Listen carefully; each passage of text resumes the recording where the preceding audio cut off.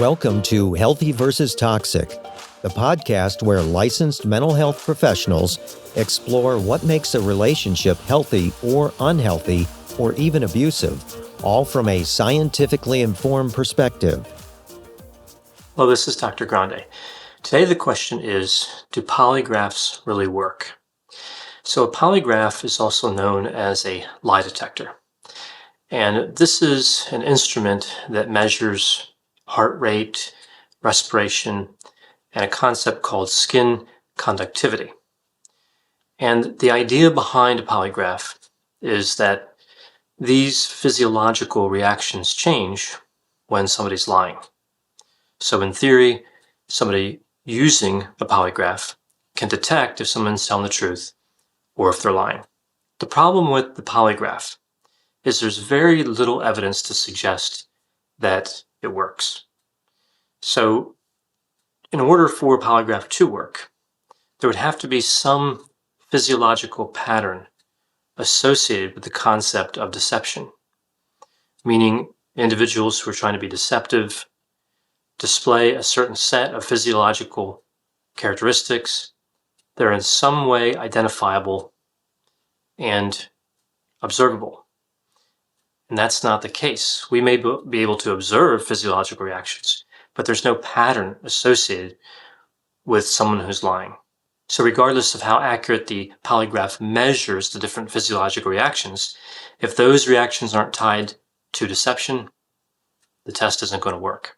So the idea behind the polygraph in terms of the way it's structured is this idea that you have these control questions, and then you have these questions related to the reason the person is there for the polygraph. And if someone's telling the truth, they'll have a stronger reaction to the control questions and less of a reaction to the relevant questions.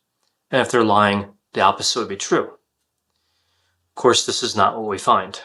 Another difficulty with the polygraph is that there are effective countermeasures to these devices and to the utilization of these devices. And countermeasures include some sort of physical movement, some sort of psychological training, like actively thinking thoughts that will help navigate a polygraph, changing one's belief about whether they're lying or telling the truth. And some medications have also been shown to be effective at helping people beat polygraphs. So you don't know, in theory, if you're operating a polygraph, if someone is using these countermeasures, which again speaks to the reliability and the validity of a polygraph. So when we think about reliability and validity, of course, we need reliability in order to establish validity. So reliability is how consistent something measures. Well, polygraphs do measure physiological reactions relatively consistently, but the underlying construct speaks to validity, and they don't measure the underlying construct of deception very well. So they're not valid. So they may be reliable in terms of what they measure, but they're not valid in terms of actually detecting deception. So what does the evidence say about their accuracy? Well, we can think about accuracy in a few different ways when it comes to a polygraph. So polygraphs are designed, in theory, to detect lies. So if a lie is detected, we would call that a positive result. And if the polygraph operator determines there was not a lie, we would call that a negative result. So there are 4 different scenarios here that can happen. Someone comes in who's actually lying, and the polygraph indicates they are lying. This is a true positive. So in reality, they were lying, and the machine indicated they were lying. You could also have someone who comes in who's honest, who's not lying, and the machine says they're lying. That's a false positive. So there you have a true positive and a false positive.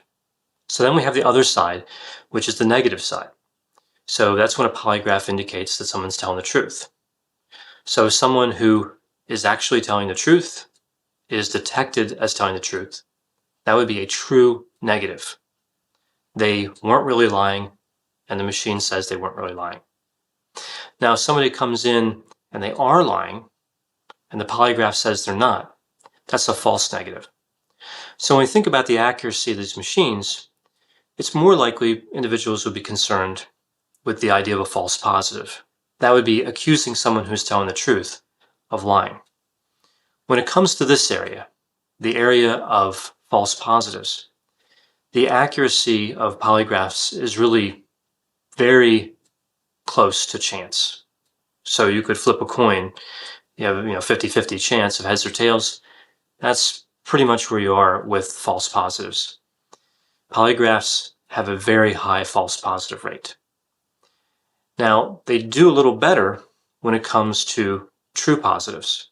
So if somebody is lying, that's when the machine says they're lying. When it detects that lie, they are more accurate in that regard with true positives than they are with false positives.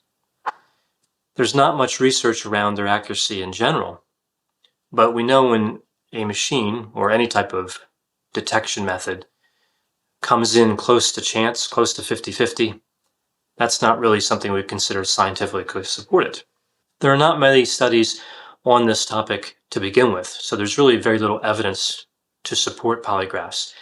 And what there is, again, shows a very low accuracy in an area where we'd be most concerned about accuracy, that area of false positives.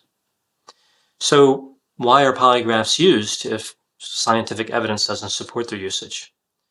Well, repeatedly, polygraphs have not really met the burden of proving that they work. And a lot of areas like the government and some areas of the government, they're not allowed to be used in most criminal proceedings and most court proceedings in general. And a lot of private companies, of course, avoid them, and there's many laws around how they can be used. However, there seems to be a fascination still in our society with the idea of detecting a lie. And the polygraph has a strong dramatic effect to it, meaning it's probably an effective instrument for Hollywood or making television shows or movies. It's just not an effective instrument in reality. There are studies that indicate that around 2/3 of Americans believe a polygraph is relatively valid. So I think that what's happened is the polygraph is fairly popular in the media, it's fairly popular in fiction, and this leaves an impression that it must be reliable and valid. The evidence simply doesn't support that. And therefore its usage is highly questionable in terms of what type of good will come from using it. One of the areas of polygraph usage that's the least studied is in screening candidates for employment, particularly like law enforcement employment or other highly sensitive employment. Again, here there's very few studies, very little evidence suggesting that they're effective for that. And yet that's one of the usages that's still maintained. Polygraphs are often still used for employment screening for sensitive positions. So are polygraphs effective? Do they work? The evidence suggests that they don't. And again, there's different areas in terms of accuracy, but overall, polygraphs are not effective. They don't do what they're supposed to do. And even though the concept of lie detection may be highly interesting to a lot of people, a polygraph simply isn't the way to detect lies, at least not based on the evidence we have now.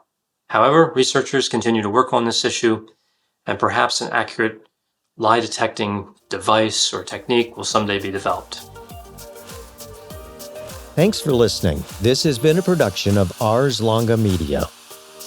The executive producer is Dr. Patrick Beeman. For more content, please visit our website at arslonga.media. To leave feedback or suggestions, send an email to info@arslonga.media. To find more content from Dr. Grande, including a link to his YouTube channel and his other Ars Longa podcasts, visit our website at arslonga.media. This podcast is intended for informational purposes only and should not be construed as medical or mental health advice. Ars Longa, Vita Brevis.